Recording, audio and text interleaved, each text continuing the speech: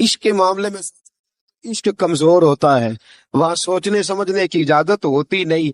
سوچنا سمجھنا تھا کلمہ پڑھنے سے پہلے، اب تو پڑھ لیا، اب سوچنے کا نہیں، اب عمل کرنے کا وقت ہے۔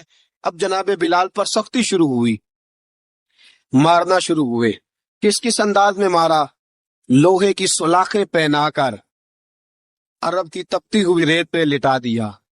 جب لوہا گرم ہوتا، سلاخیں گرم ہوتی، وہ وجود کو لگتی، پہلے خاموش رہتے، پہلے علامہ ندوی نے لکھا پہلے چپ رہتے، پہلے احد احد نہیں کہتے تھے، پہلے احد احد نہیں کہتے۔ جب تکلیف بڑھ جاتی نا تو پھر زبان سے نکلتا احد احد، وہ وحدہ لا شریک ہے، وہ وحدہ لا شریک ہے۔ جب تکلیف بڑھتی پھر امیہ کیا کرتا؟ پھر امیہ حضرت بلال رضی اللہ تعالیٰ عنہ کے گلے میں رسی ڈالتا اور مکے کے اوباش لڑکوں کے ہاتھ میں دیتا۔ مکے کی گلیوں میں کبھی کسی پاگل کو آپ گزرتے دیکھو نا، لڑکے اسے چھیڑ رہے ہوں، آپ کو پتا ہے وہ پاگل ہے، اس نے زیادتی بھی کی ہے، لڑکے چھیڑتے ہوں تو بزرگ اور سیانے لوگ منع کرتے ہیں، کہتے ہیں بدتمیزوں نہ کرو، وہ تو بیچارہ دیوانہ ہے، وہ تو پاگل ہے۔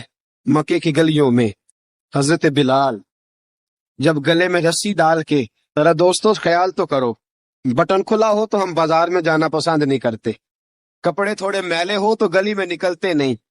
بلال تو مہذب آدمی ہے، سنجیدہ آدمی ہے، یہ کیا ہو رہا؟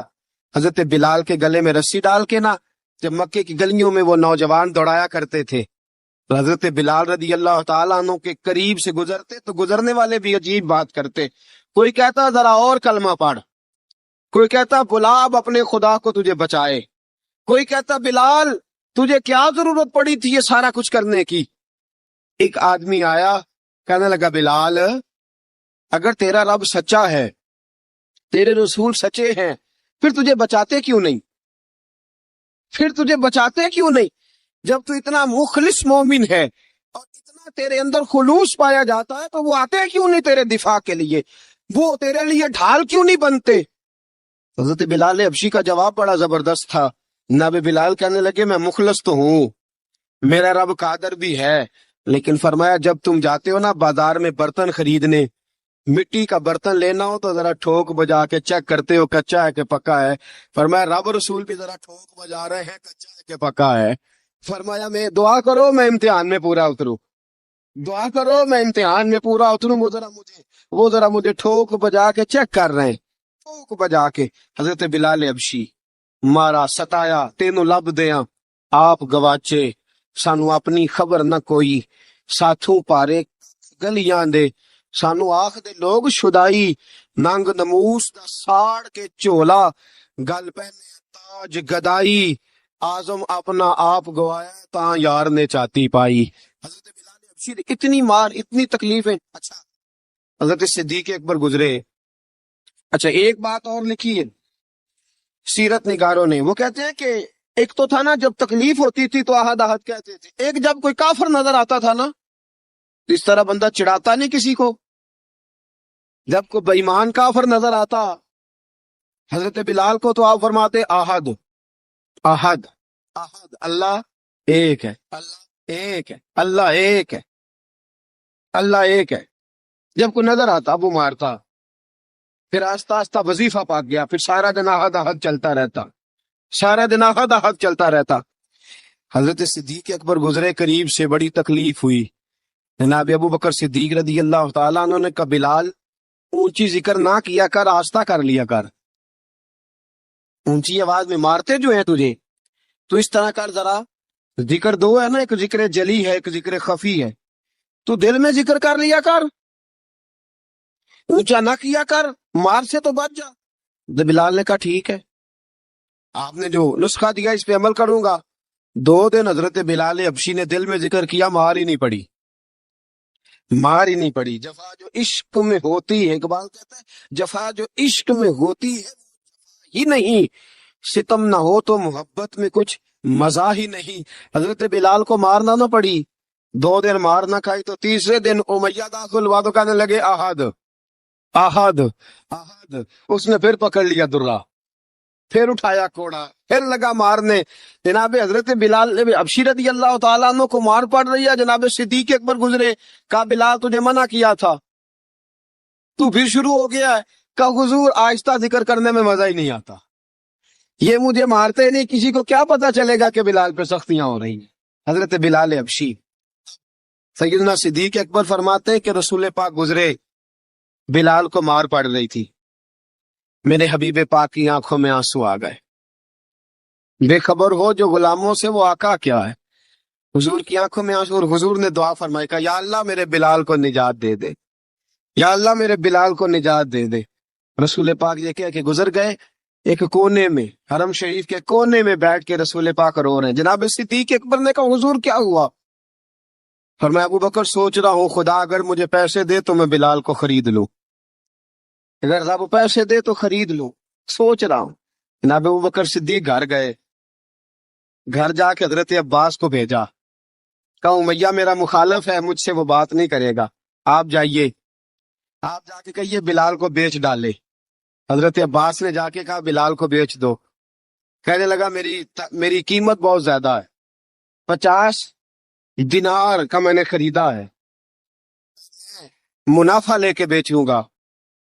حضرت عباس نے آ کے جناب صدیق اکبر کو بتایا تو ابو بکر صدیق فرمانے لگے چل مجھے ساتھ ہی لے جا، دیکھ لیتے۔ پہنچے، جب ابو بکر صدیق کو آتے دیکھا نا تو چڑ گیا، کہنے لگا ابو بکر اگر تو بلال کو خریدنا چاہے تو وہ جو تیرے پاس رومی غلام ہے وہ مجھے دینا پڑے گا، 2 لونڈیاں اس کے ساتھ دینی پڑیں گی، اور یہ 50 دینار کا ہے، میں تجھ سے 2000 دینار لوں گا، 50 دینار کا ہے 2000 دینار لوں گا۔ حضرت صدیق اکبر رضی اللہ تعالیٰ عنہ نے فرمایا مجھے منظور ہے، مجھے منظور ہے، منظور ہے مجھے۔ تو ابو بکر صدیق نے وہ تینوں غیر مسلم غلام لیے، 2000 دینار لیے۔ حضرت عباس نے بھی کلمہ نہیں پڑھا تھا، کہنے لگے ابو بکر تو کامیاب تاجر ہے، کیا کرنے لگے ہو؟ تو حضرت ابو بکر صدیق کہنے لگے آپ نے بھی کلمہ نہیں پڑھا، آپ کو اس سودے کا پتہ نہیں، ابھی اس لذت آشنائی سے واقف نہیں، آپ نے بھی یہ ذائقہ چکھا نہیں، آپ ابھی اس راہ سے گزرے نہیں، آپ کو پتہ نہیں یہ بھی ایک ذائقہ ہے، یہ بھی ایک سودا ہے، یہ بھی ایک لذت ہے، یہ بھی ایک گہرائی ہے، یہ بھی ایک مزہ ہے، اس کا بھی آپ کو علم نہیں، آپ نے کلمہ نہیں نہ پڑھا۔ محبت کو سمجھنا ہے تو نہ سے خود محبت کر، کنارے سے کبھی اندازہ طوفان نہیں ہوتا۔ فرمایا ابھی تو راہ گزر میں ہے، کہتے مقام سے گزر، ابھی ذرا آگے چلیں گے نا، جب آپ کلمہ پڑھیں گے تو آپ کو پتہ چلے گا۔ حضرت سیدنا بلال حبشی کو لینے کے لیے صدیق اکبر پہنچے، 2000 دینار، 3 غلام پڑھے لکھے سیانے سمجھدار، جب دیے نا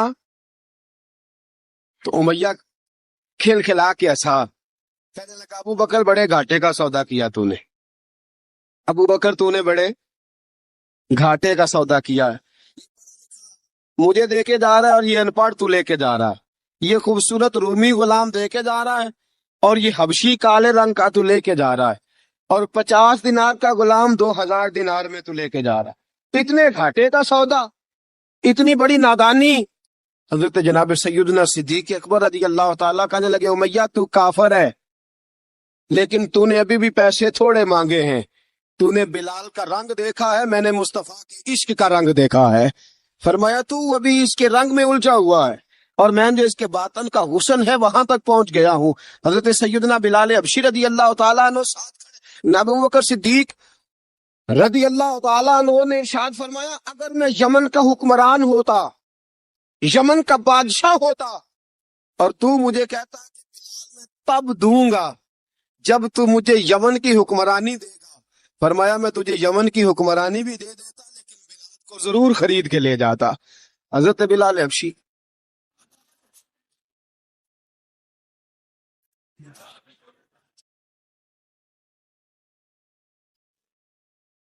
جناب سیدنا بلال حبشی، حضرت سیدنا ابو بکر صدیق فرماتے ہیں جب میں بلال کو لینے گیا تو حال پتہ کیا تھا؟ ادھر دیکھیے گا، فرماتے ہیں کہ ٹانگیں اوپر کر کے نا، جس طرح آدمی رکوع میں بیٹھتا ہے اس طرح کر کے نا ٹانگیں، اور سر پھر زمین کو لگا کے،